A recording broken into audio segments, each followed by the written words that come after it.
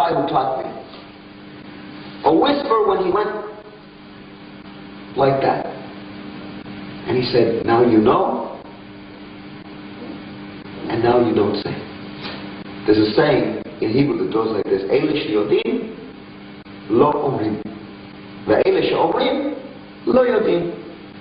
It means those who know, don't say. And those who say, don't know. Simple. And that's been the point that has kept us all these years. But how can I give to you some proof? Not just my words. Oh, sure, you can go and say, look, let me talk to Rabbi so-and-so, let me talk to this one, let me talk to that one, and ask if what I heard from this crazy rabbi in the desert, if it's true, if he's just talking out of the top of his kippah. His yarmulke. And the answer is, you don't have to run. I'll show you why you're here. Then you can run. At least you'll run with some knowledge. You know, when you're running for the goalpost, it's good to have the football. Right? What's the point of running for the goalpost if you don't have the football? Don't score. Okay. Now, if my faithful cameraman will come in on my book, I will hold it up, and I'll show you something. A very kind and wonderful rabbi in Israel. I'm not going to mention his name because he didn't give me permission to give his name on this tape, on this videotape. But it's a gift, and I can tell you that the book is a very kosher book, and the book happens to be the prayer book for Rosh Hashanah. We call it the Machzor, and it happens to be in the Nusach, or the tradition of the Ashkenazim, the European Jewry, or Western Jewry, rather than Eastern Jewry. Although the same thing appears as well in the Eastern tradition. I just happen to have an Ashkenazi tradition book here. The book, by the way, so that you will know, I'll turn to the first page so that you can see. It's called Machzor Rabbah, and it's for Rosh Hashanah, and it's Nusach Ashkenaz, and it's printed by what's called Motzat Sfarim Eshkol Yerushalayim, by the publishing house of Eshkol of Jerusalem. And that's titled. Now, there comes a time during Rosh Hashanah that we blow the shofar, the ram's horn. Many of you know it, many of you may even have heard it. I happen to blow it here, and it's something that one will never forget once he experiences that. But during the time of the blowing of the ram's horn, there is a little prayer that we say in between the various sets of soundings. The first set of sounds of the shofar is called Tashrat. In Hebrew we make a combination. It's like NATO, which is the North Atlantic Treaty Organization, right? Well, here we have Tashrat, which is Tkiyah, Shvarim, Truah, and Tkiyah. And I won't go into all of that, what it means. Enough to say it's called Tashrat. There are very deep meanings behind all those tones, but we won't have the opportunity or the time to go into it now. The prayer that we say between the first set of soundings and the second set of soundings, which you see here, is this prayer, and I'm going to read it to you as I point to it. It says, Yi ratzon milpanecha, and I'll translate. May it be your desire, your will before you, talking to Hashem, to God. Shetkiyat tashrat, that the blowing, the sounding of tashrat, she'anachnu tokim, that we are blowing, tehei merukemet, will be interwoven, b'yirya, in the fabric, in the curtains of heaven, if you will.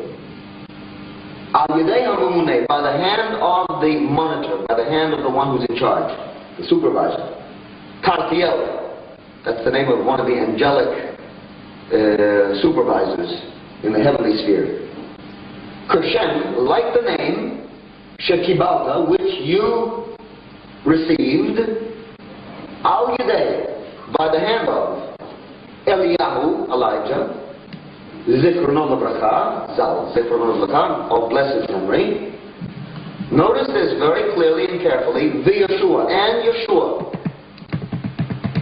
Yeshua. Here is the name that I spoke of. The name which you have received, Yeshua, that we give him a title. And right after that, the title is called Sar HaPanim, the prince, the minister of the face, meaning the face of Hashem. In other words, this one called Yeshua is no less given the title of the very reflection of the insides, the pnim, the insides, the face, panim, of God. And we utter his name during the between the first and second set of soundings of the shofar, of the ram's horn. Now let me finish the prayer. The Sar Metatron, and also the minister Metatron. That, by the way, is sometimes used as another name for the name Yeshua. It means the guide of the way, Metatron. U'tamalei aleinu, and fill us up, berachamim, with your mercies. Baruch atah, blessed are you, Ba'al Rachamim, he who possesses all mercies. Alright? We have now uttered the name during the time of the sounding of the shofar. But we have one final prayer that we must say, which relates to that prayer I just read to you. And after we have sounded the final set of soundings in this portion of the service, we then refer to the final little prayer, and it says this: Uvchen, accordingly, Yehi ratzon milfanecha, may it be your desire before you. This stands for the name of God. We won't say it, we'll say Hashem. Elokeinu, our God, Velokei Avoteinu, and God of our fathers. Sheya'alu elu, that these should ascend, which Hamelachim, the messengers, should ascend. Hayotzim min ha-shofar, that have gone out from the shofar. Umin ha-tkiya, and from the tkiya, one of the notes we have sounded. Umin ha-shvarim, also a note. Umin ha-tuah, a note. Umin ha-tashrat, umin tashat, umin tarat, the three soundings, three sets of soundings. Lifnei chisech chodecha, that the name, remember the name that we have called out, that it should go before your throne of glory. Vayamlitzu, and that these names should recommend, in the name of Yeshua, Tov, goodness, ba'adenu, in our behalf. Lechaper, in order to atone, al kol chatotenu, in order to atone for all our sins. So the last prayer says that we call upon the name of Yeshua that it may atone for all our sins. Now I want you to understand very clearly that I did not write this prayer, and I did not publish this book, and I did not write this book. This book was written by rabbis long ago, and this prayer cannot be taken out of this prayer book, not by me and not by any other rabbi. Even if a rabbi desired to extract it, he could not. Not if he's an orthodox and observant rabbi who goes by rabbinical halakha, because he's bound by what we call the word and the prayers of Chazal.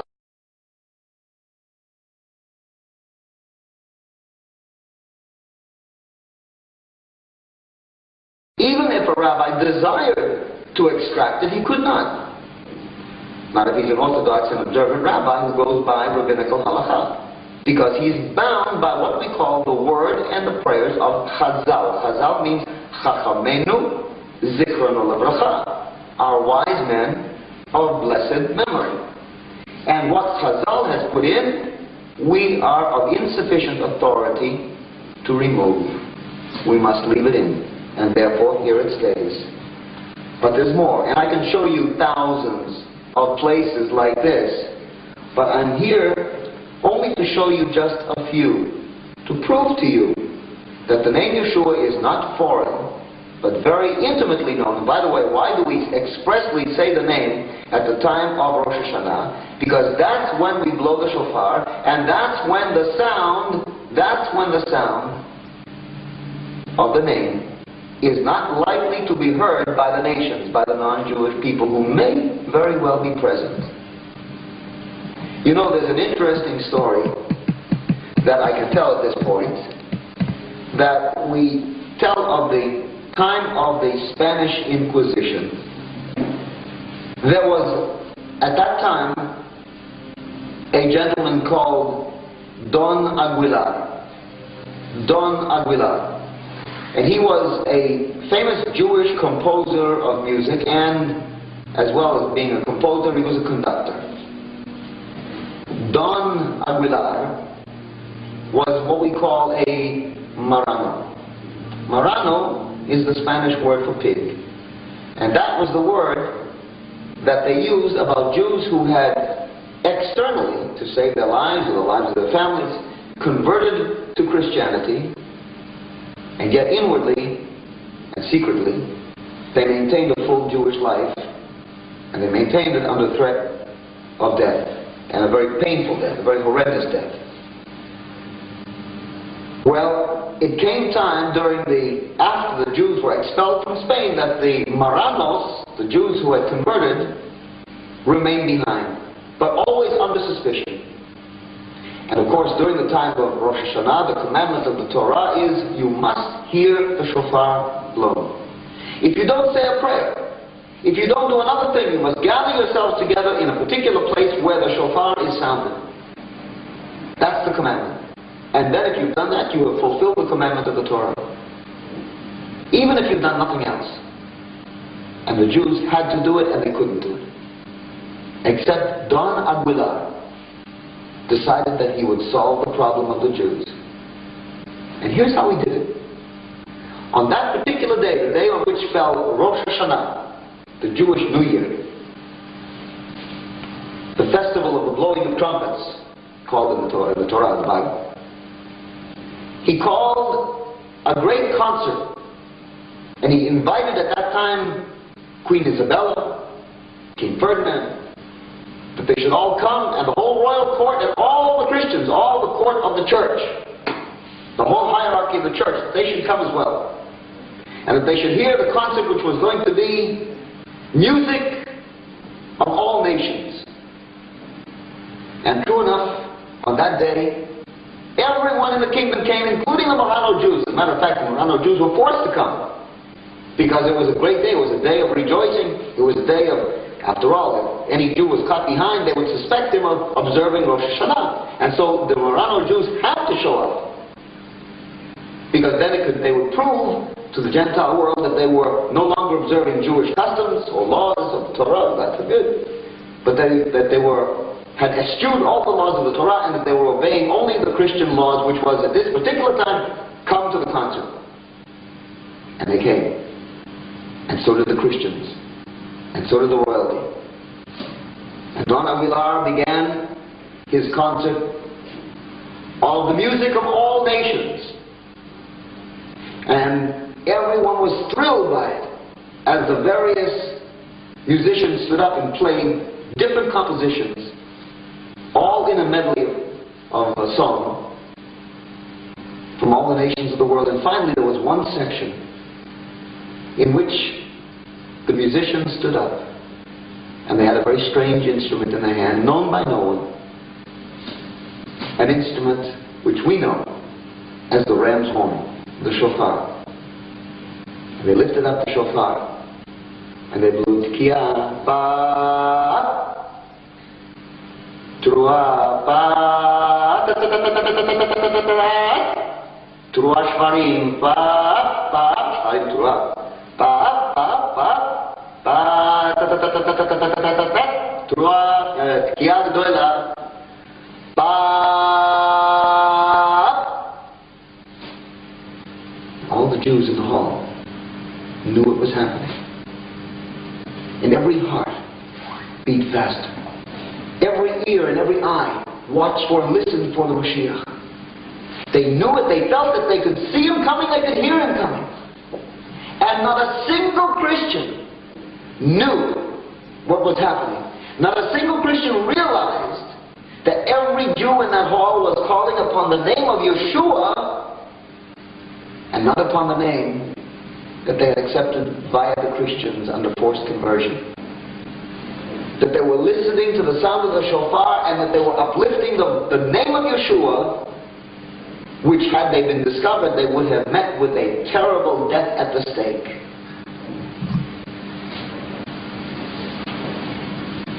And under Christian noses, Jewish tradition was upheld. But for this reason, we have had to keep it secret. This is our tradition, this is our history, forced upon us, albeit by the Roman exile and by the church, which had to come together with the Romans. After all, there was a political détente with the church. You couldn't have a history, you couldn't have a religion together with a government. The Roman government, the civil Roman government, could not join hands with the religious element unless they agreed. You can't have the religion preaching that the Jews are going back to their homeland when you have a political element saying we're going to take them out of their homeland. And so the religious element agreed, yes, we will obey all the laws of the politics, and we will say, okay, the Jews, forget about it, they're finished. And that's what is the hallmark of the Gentile book, which is called the New Testament. There's no return in it of the Jewish people to their homeland. The message of the prophets is not carried forward. They say the message of the Messiah is carried forward, but it isn't, because the message of the Messiah is the return, the ingathering of the exiles. It isn't a spiritual one, it's a very physical one, and together with that physical one are tremendously important spiritual overtones and undertones. But there's not a separation. The Messiah he's not cooking a barbecue in heaven someplace. He's coming back to this land to govern, to rule in what we call the kingdom of the Mashiach. For 1,000 years. That's real. And he's doing it in his day. And this day, while I sit in fortress Israel, I can now speak this without fear that the Gentiles are going to murder me or my family. I don't have to hide, as Don Aguilar made it possible for the Moranos to hide. I don't have to hide anymore. I don't have to fear any longer. I'm home. And if you're Jewish and watching me, please, you don't have to fear either. You don't have to kowtow to your Christian neighbor who may become offended when he learns that you know Yeshua better than he does, because he never knew him in the first place. You can come home and truly see what I see, and I'm going to give you now the next thing, which is what we say on Yom Kippur, 10 days after Rosh Hashanah. After we have just said the name of Yeshua during the time of the blowing of the shofar, the ram's horn, we then come 10 days later to Yom Kippur, and on Yom Kippur we come to the high point of the service, which is called Musaf, the additional service. And at the Musaf of Yom Kippur we have another aspect of the service called the Kedusha. And in the Kedusha we interrupt that holy point, that high point of the service, to say what we call a piyut. A piyut is like a poem. It's really more than a poem, but I don't have a better word for it. And we read these words. Notice.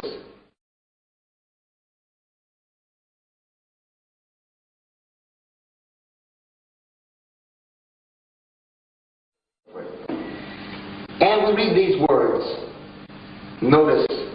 Pina menu Mashiach tzidkenu. Torn away from us is Messiah, our righteousness. Someone tore him away from us. Someone ripped him away from us. We are in a state of collapse, so we have no one to justify us.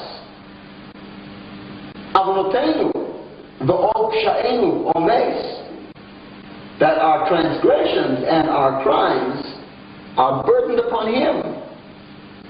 And he has become desecrated. He has become, that one that we have seen as Yeshua has become desecrated. From our crimes. He suffers from the shoulders, the brunt of our sins. He finds forgiveness for our transgressions. That we are healed by his wounds, by his stripes. That he is eternally recreated anew. From the circle of the Gentiles, raise him up, cause him to ascend. Let's get him back, let's bring him home. Seir means Mount Seir. By the way, here we're sitting just a few kilometers to the east of us where Mount Seir is. Mount Seir is another word for the mountain of Edom. Edom is another word for Rome. Rome is another word for, in Jewish eschatology, for the Christian religion under the Roman kingdom. And it says from Seir, or from the Christian faith, Hadla'eu, bail them out. Bail them out. And by the way, we have this in our notes, our explanations.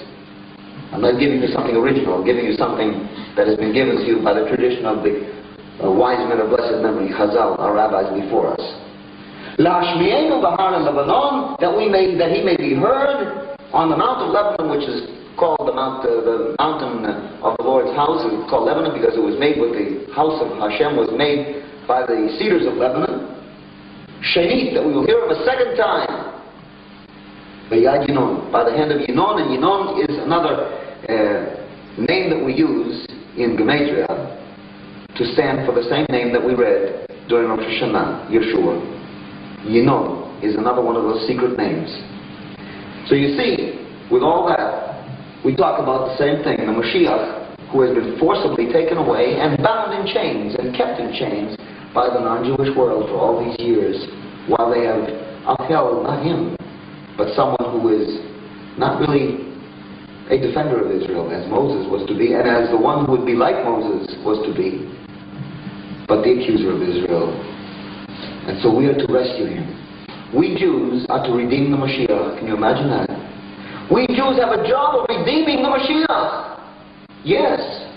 In good Jewish eschatology, in Midrashim, written by our rabbis, we're told that the Mashiach has been sitting in the exile together with us and suffering every death that we have suffered, because Isaiah 53 talks about Bimotab in his many deaths.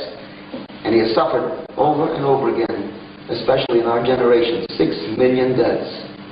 And when the Mashiach returns, you can be absolutely sure that when you look into his eyes, that you're going to see 6 million sets of eyes which have been turned coal black from the gas chambers and the ovens.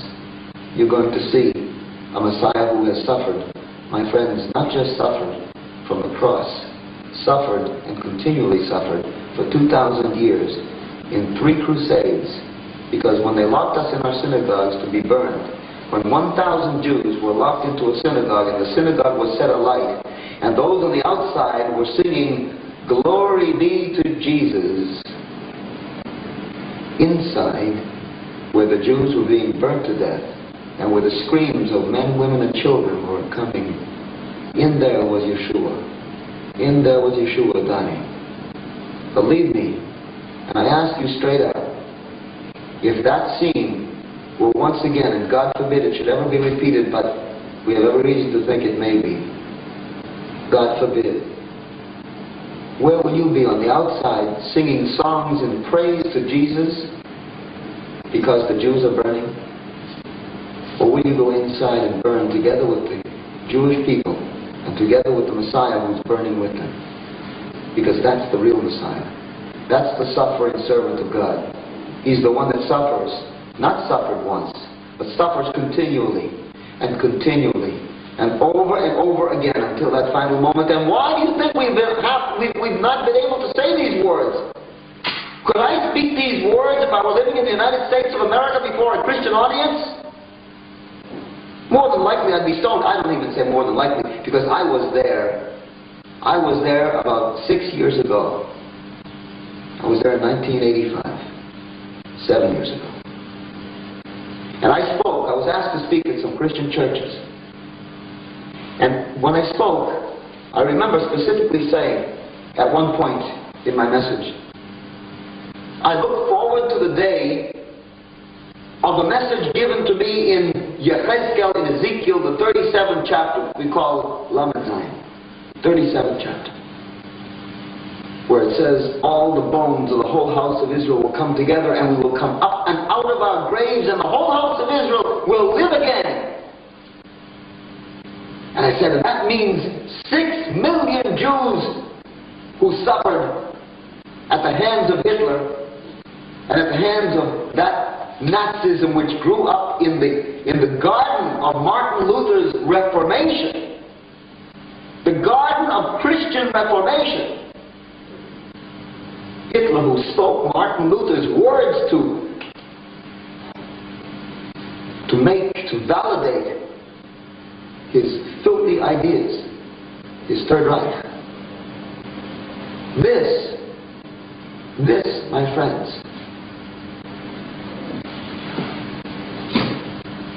I was told I had no right to speak.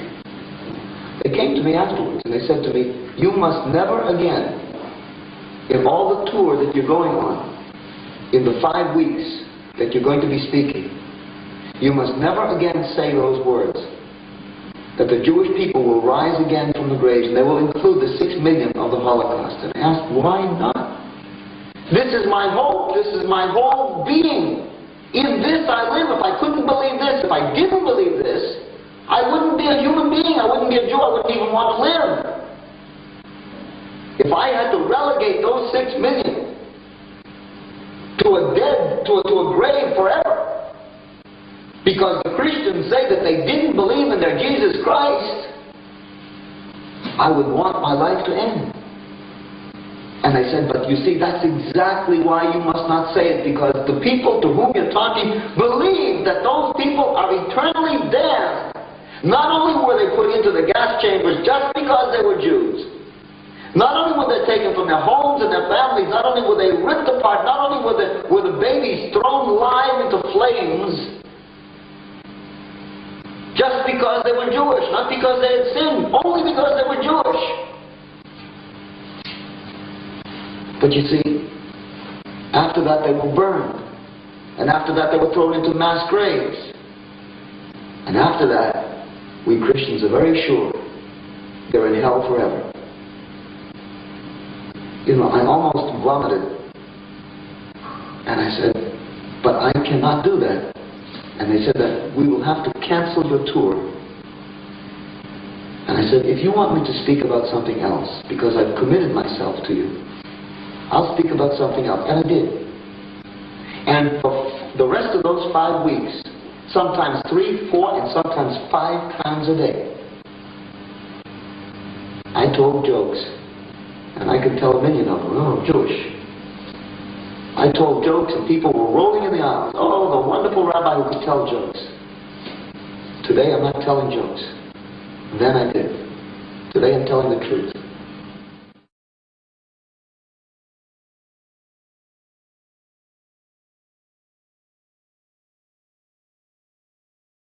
Today I'm telling the truth.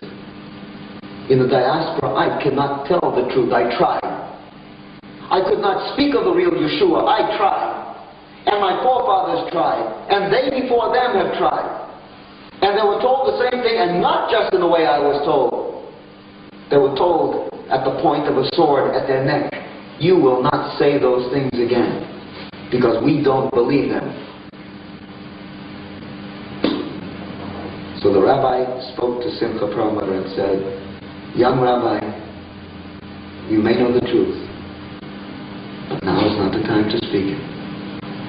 When you go back to your land, that's a different story. When the ingathering takes place, that's a different story. I'm running out of time, but I want to show you one more thing. Another book. This very large book that I have here contains many, many words. From the Talmud and from the holy books, it's completely a Jewish lexicon. And over here, we have, notice it carefully, Yeshua Haben. If you see all the columns, this is a Jewish book. There's not a word of English in it, not that I know of. I haven't seen it yet. And the word Yeshua Haben. Now what is Yeshua Haben? Notice that's Yeshua, the name of the person, Yeshua. And then Haben means the son. Yeshua the son. What does it say? I'm going to read it. It's very short. It says, Kinui Letekes, meaning a shortened form or a nickname of the ceremony, Shel Pidyon Haben, of the redeeming of the firstborn. You see, in Judaism, when a mother gives birth to a first child, and that child is a male, and it passes the womb, that child then 30 days later must be redeemed, because he doesn't belong neither to the mother nor the father, he belongs to Hashem. And he must be redeemed. How do we redeem him? With 30 pieces of shekel, 30 pieces of silver. And who is it paid to? The Kohen, the high priest. And then he's redeemed. And that ceremony, by the way, is called Yeshua Haben. Because we call the ceremony by the same one. In other words, the ceremony, the name of the ceremony, Yeshua Haben, is the very redeeming feature. Yes, we pay the money, but we pay the money ceremonially. But the name of the actual ceremony, and every rabbi will know this, and concede it's the truth, Yeshua Haben. We call it Yeshua Haben because he is the redemption of our firstborn sons. Every firstborn son who is a Jew is redeemed by the name of Yeshua the Son at the 30-day ceremony after his birth. I'll finish the sentence. Shel pidyon haben habakor hane'eras bimloot 30 yom lehuladato, which is conducted 30 days after the time of his birth. We call it Yeshua Haben. Okay? Do we know or do we not know? The mad rabbi of the desert, Simcha Prueba, did not put those words in that book. It was put in by some very wise and intelligent rabbis long before Simcha Prueba was even a thought. Simcha Prueba has only one job: to comfort my people from the midst of the desert. To comfort my people by saying the time has come that we no longer have to fear. We no longer have to fear about telling the truth. We can speak the truth to ourselves. We can speak the truth to our neighbors. We can speak the truth to all on Israel. We can bring it out not just in the window, but take it outside on the streets. And not worry about these robbers, rapists, and murderers. We can bring it to the light, the beautiful sunshine of Israel. We can bring it to the beautiful flowers of the Galilee. We can bring it to the beautiful sparkling waters of the Kinneret, and of Yam HaMelech, and of the Salt Sea, which will soon not be the Salt Sea. It will be a very living sea, not a dead sea. We don't have to worry any longer. The prophecies are being fulfilled, and every prophecy was only about one thing: the days of the Mashiach, we've been told. And as we see the rains falling, and as we see the flowers blossoming, and as we see the land coming to life, and the people coming to life,